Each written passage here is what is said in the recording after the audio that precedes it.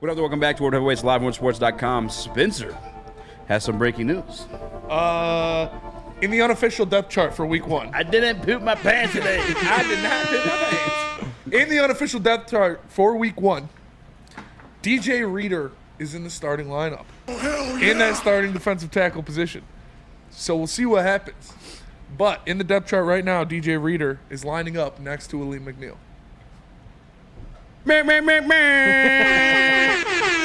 Jonah Jackson's in trouble. Real talk, though? He's in big trouble. He's been on the number 1 defensive tackle depth chart off season. But Hey, He's practicing. But we don't have a current nose tackle on the roster right now. Broderick Martin's on IR. Kyle Pico's in the practice squad. We do have 52-man roster, which we'll address at some point during the show, but we'll get into it. Or we can get into it now. What are you thinking? What do you think they do with the nose tackle situation? I think DJ Reader's ready. You think he's ready? I think he is. Let him cook. I think he's a big man. I think he knows his body. He's a veteran. He doesn't need the training camp. To the tailbone. I know my body. What? You know the whole song? No. You got cramp? Yeah, I'm about to start breaking it down. What's No. that? Everybody start crumping it. My chair started falling. Oh. But, yeah, mine was doing it too. Yeah. Someone set us up. But Chris just busted a Got nut him. in the booth. I do think DJ Reader will be ready to go. Maybe not week 1, but faster than we expect. He's a veteran. He knows his body. Yeah. He doesn't need the training camp as much as the younger guys. So I hope he'll be ready for week 1. That would be awesome. If he does, Jonah Jackson should be shitting his pants. Yeah, I mean, we actually kind of have a video on that one that we can get to if you'd like. But, yeah, I'm hoping or speculating the same thing. We don't have much more other than, looking at the roster right now. We haven't decided to do anything with it. It's at 52 right now, just standing there, as is. We don't really have a nose tackle. Like I said, Brian Martin's on IR. They said DJ Reader, the goal for him was week 2. Week 1 is not that far off from being the situation. I don't know, man. We have the video from Dan Campbell. Mm-hmm. You have that one ready? Yeah. Can you play that? Yeah. This is Dan Campbell on that 53rd spot of the roster that's not currently filled. Your opening comments, you are at 52 right now. Just wonder if you can explain why you're leaving that spot open. Is there something you're still evaluating with the 15, 16 guys you have in the practice squad? I think it's for the flexibility. Really, it gives us flexibility to make a move if we need to. We need to add somebody. There again, we're going to have a pretty good idea within the next probably 48 hours here, 24, 48 hours, exactly how we want to go into this game and who we want to go into the game with. And so that could have a little bearing on roster, practice squad, vet squad, that whole thing. So it gives us a little bit of room to maneuver. Is maybe that 2-gap defensive tackle, with Broderick landing on IR and maybe DJ not quite being ready. Is that something you need against the Rams, given their backfield, their dependency on Yeah, I mean, look, our D line's going to be important, but we feel pretty good. I mean, we've got we feel like we're the best we've been in many years here. With Pascal and obviously Mac and Levi and our young buck, who we got.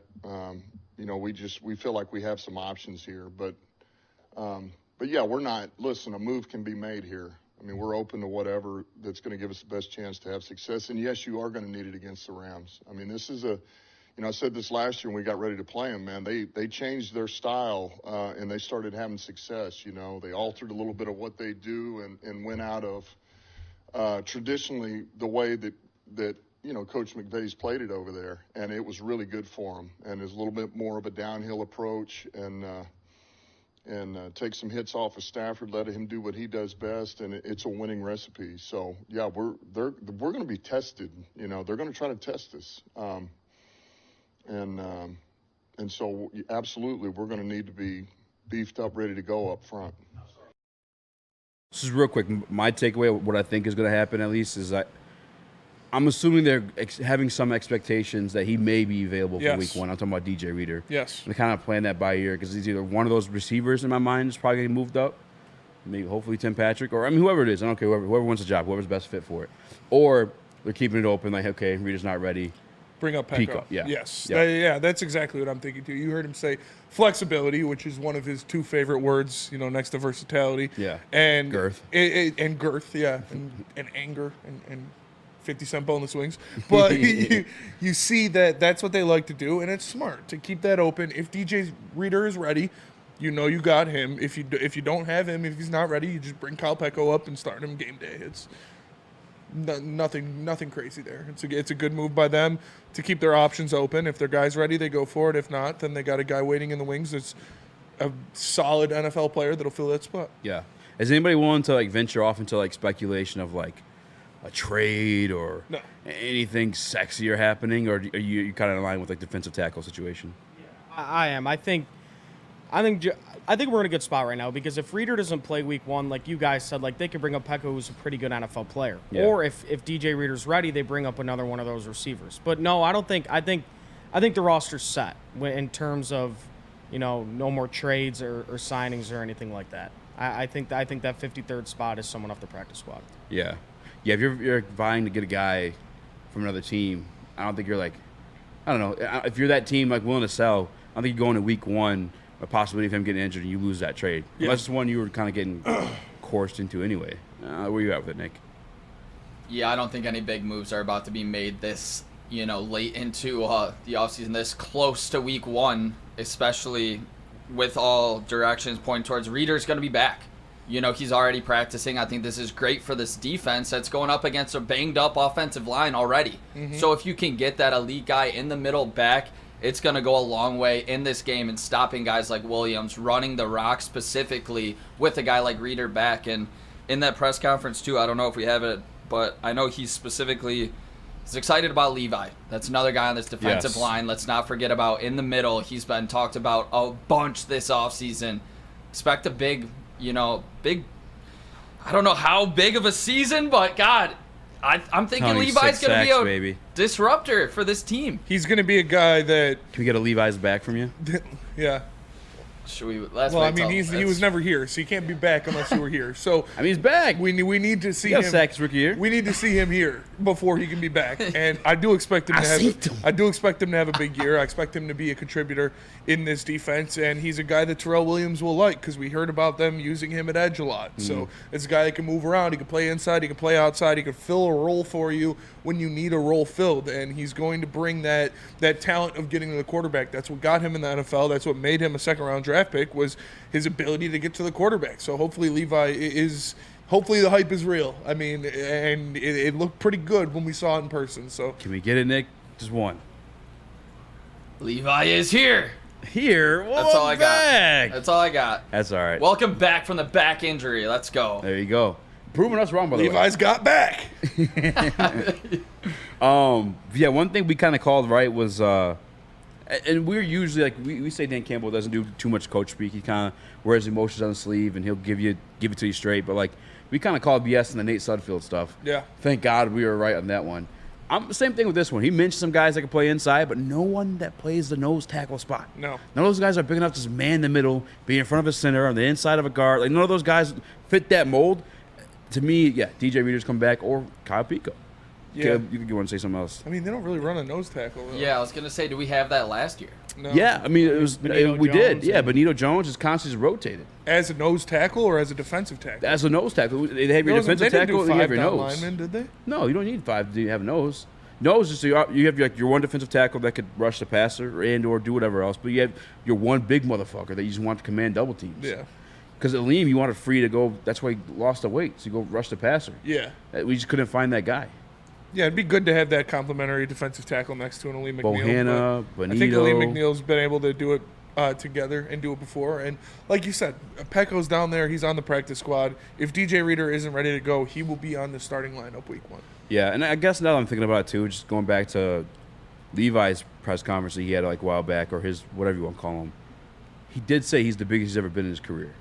So Levi? yes, maybe he is somewhat fit to play that nose tackle, the inside shade. That makes you feel better rather than saying nose. But yeah, I don't know. I fully expect Pico probably to be that guy. If it's a receiver though, I think we all DPJ. Probably. Not by standard, but just because He's been here most before. familiar. Yeah. Yeah. when it comes to that defensive tackle spot, obviously next to a guy like Reeder or Levi is going to be Aleem McNeil. This whole offseason we've talked about maybe the deal getting done before the year because we think he could blow up for a massive season. Are you guys still as high on Aleem as you were earlier in this offseason when the hype was at an all-time high after getting Reeder and after getting Levi? Are we still expecting massive numbers from that interior defensive tackle spot? Yes. Yep. He's gonna have the second most sacks on the team, and we saw it. We saw it last year. We saw him getting after it, and we saw he would have been a double-digit sack guy if it wasn't for the injury. Probably would have been a Pro Bowler if it wasn't for the injury.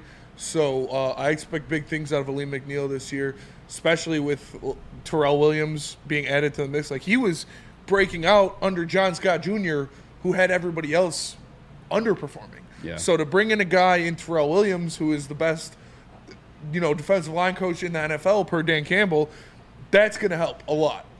Yeah. DJ Reeder, when he's back, even Kyle Pico is an upgrade from Bohanna or Bugs honestly, yeah. or any of those guys. Even Kyle Pico. None of those guys were qualified starters. They were practice squad guys. Yeah. It's who they are. Not disrespect to them. It's who they've been their careers majority of the time. And Aleem McNeil, like I told you, we walked past him at the camp we went to. Dude had fucking boulders in his tricep, man. Yeah. He's ready to go. And, yeah, I think he is. I don't know if he'll be second in the team, but he's definitely going to be that guy that we thought he could be. I don't know about Justin Matabuke's season, but I wouldn't be surprised. I'm definitely expecting a jump. 5 to 8 sacks. And that 8 feels crazy, too. I think it's going to be double digits. Get out of here. I think he'll have 10 to 11 and a half. I mean, everything's kind of built for him to do it. Like it's prime for him to break out this year. You add DJ Reeder to add to that run stuffing defensive line, so he really doesn't have to worry about that too much at the 3 tech. And then Hutch is supposed to improve this year, so that's going to help Aleem McNeil a lot. And Terrell Williams. So he's going to be seeing one-on-one matchups. Yeah. Because you have, when healthy, DJ Reeder next to him who commands a double team, and Hutch on the edge who commands a double team. So those two guys on the other side, Aleem McNeil and Davenport or Houston or whoever that other edge is, they're going to be seeing one-on-one matchups. Speaking of Davenport, And Aleem is going to fucking eat on one-on-one matchups. I'll tell you that right now. yeah, I think that's why, and we talked about it last week. If you guys haven't heard, Jordan Jackson moved to that center position. I think it's because he's not great at pass blocking. We kind of knew that here. His bread and butter was run blocking. I was surprised he got as big of a bag as he did. First snap of the game, they should send Jack Campbell up Jonah Jackson's ass. I'm with you. Pause. But I'm with you. Meat missile right up the ass.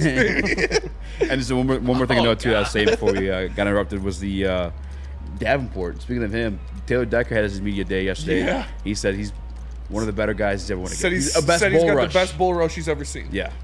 Which, it makes sense. The dude is a giant human being. He's huge. yeah. Real quick, that's kind of what I was saying. Him and Houston really complement each other. Yes, really they well. do. That's why if we can get a full year out of the both of them combined, that's a win for me. Less than 7 days, boys. Talk about complimenting each other, boys. Yes, sir. Less than 7 days. 5 days. Shh, don't tell me. I purposely in my head set the clock longer so I'm not as antsy. We got football in 2 days. NFL football in 2 days. Are we going to that thing downtown? Okay, I'm down. What? No, I don't think so. If it's free drinks and food, Because I'm going to work out after. why don't you go in the morning? I'll go with you. I don't like waking up early. I don't want to have to wake up at 7 o'clock to go to the gym.